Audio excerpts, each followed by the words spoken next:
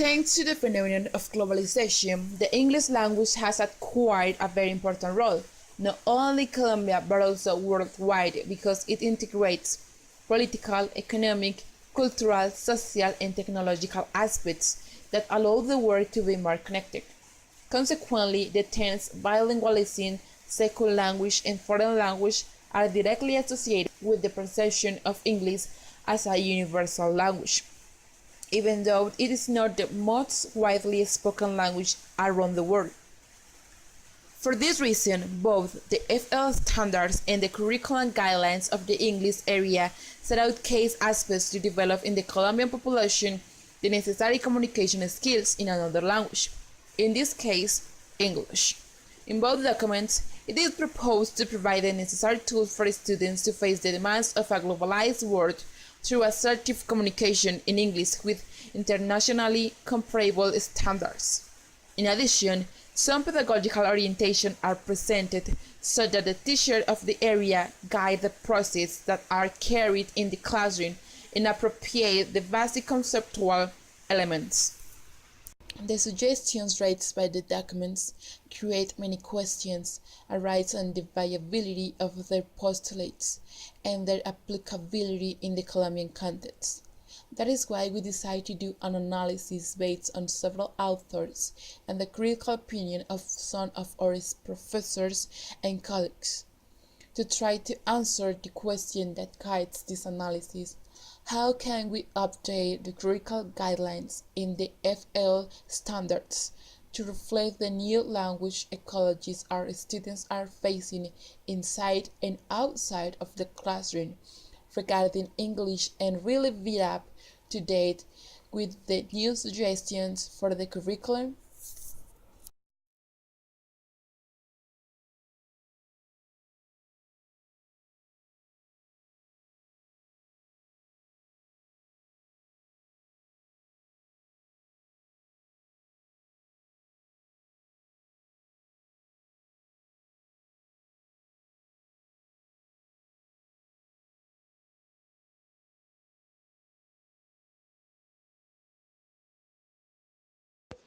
Standard pretends that all schools and all students have the same quantity of English class, and it isn't a real situation.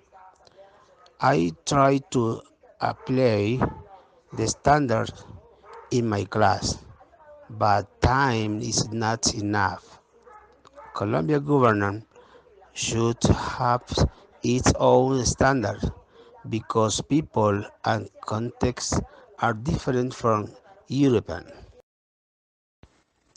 About that, in this case, he said that the English class need many hours more because the time is not enough, and that is one great problem for the lesson plan, the time, because the guideline says, for example, that one course is during 105 hours, but the course really was 90 hours in the 5 or 6 months.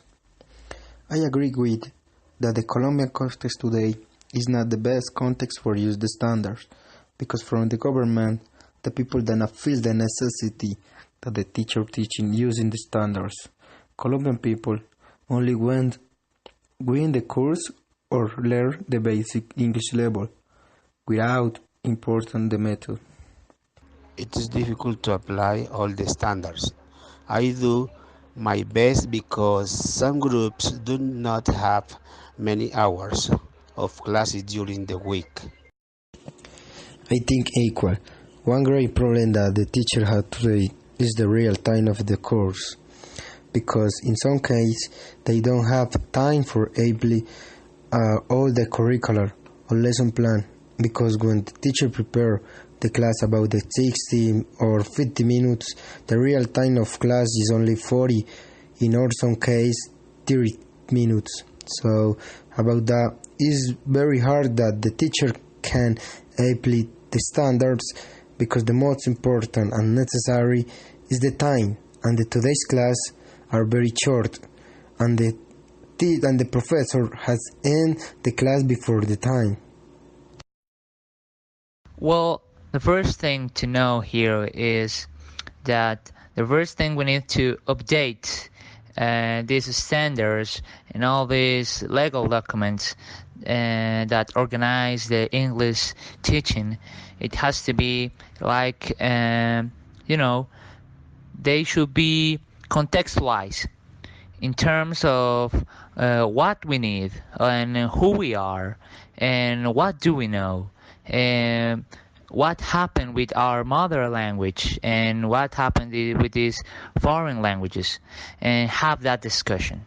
After having that discussion, we need to know what has happened to these documents in terms of, do really teachers apply them?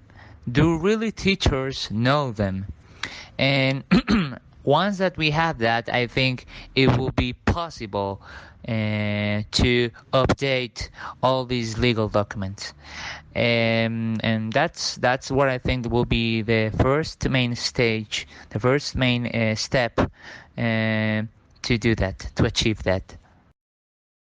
Well, as Cesar says, it's necessary that the teacher and education ministry talk about what do you know about English language, how do you teaching, do you apply the standards? Because if we want to update the curricular guidelines and the standard of English, it's very important know how is the English class, because when we are talking about the second language acquisition, the methods that teachers apply in the class are very important for the student learning. So, for example, and as Kumarabadibelu says, the English teacher used three methods: textual, interpersonal, ideational. Them are like micro-strategies. For example, images, activities, conversation clubs, and from that, the teacher is promoting the second language acquisition and, of course, facilitating the English develop and the student learning. Finally, can be more easy to improve the curricular guidelines and the standards, because now we know how the teachers are teaching English and how the students are learning. Well, there are many kinds of tools and strategies to teach any given language. But I guess the first element is to get students' interest in that language and culture, of course. I believe that if the students are curious about new elements of the target language, they'll be more likely to learn the language. Of course, learning a language imply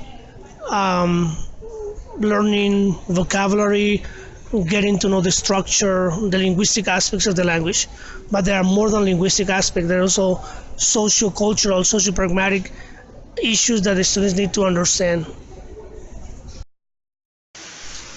Based on this, it is possible to say that a context is a key point when talking about these issues, since each context has different needs, which makes it impossible to think of a universal method to achieve these objectives. In addition, other aspects such as relevance, the specific needs of students, and the commitment and dedication of teachers to help and encourage their students to acquire this new language are included, and also the function that this second language fulfills and the utility it has for students. Because in some cases, English is not a priority in relation to educational requirements and the environment in general. Well, teachers in the 21st century have multiple challenges. Probably the biggest challenge is the advent of communications and be able to bring technology to the classroom. Learners today learn in different ways, and technology plays a crucial role in today's education. So I guess is dealing with the advances of communications and bringing to the classroom what technology has to offer. In agreement with what was expressed by Professor Jose Orlando Gomez, this new generation of students has generated new challenges in educational dynamics, addicted to the advent of new technologies, the economic, social, and cultural transformations of the present century. Of course, we're talking about two different situations. We have official schools or schools that belong to the government and public schools. The situation private schools. The situation in private schools is that students have um, some ways to afford for books, to afford for trips to English-speaking countries, while in the public school the reality is different. The socioeconomic disadvantage plays a crucial role in this situation. We're going to have major differences both in public and private schools. The standards pretend that all Colombians speak English. However, not everyone has the interest and the need to speak this language. In the same way, we want to teach English in a country with a high illiteracy rate. This is because not all people have the opportunity to access a quality education, and therefore not all students have the same resources and necessary conditions to achieve a B1 level in English. Colombia bilingual, or I think, is a dream, and we can, of course, achieve a high level of English, but there has to be a major investment. There has to be a lot of changes. There has to be very aggressive programs. They have to. I mean, we used to have schools in which English is taught for 2 hours, and that's not enough. We need to have very intensive courses, like at least 10 hours a week, more resources, more investment in education, and prepare more teachers. From our perspective, Ministry of National Education want to teach English in a country where not all people have the opportunity to access quality education, and therefore not all students have the same resources and the necessary conditions to reach a good level of English.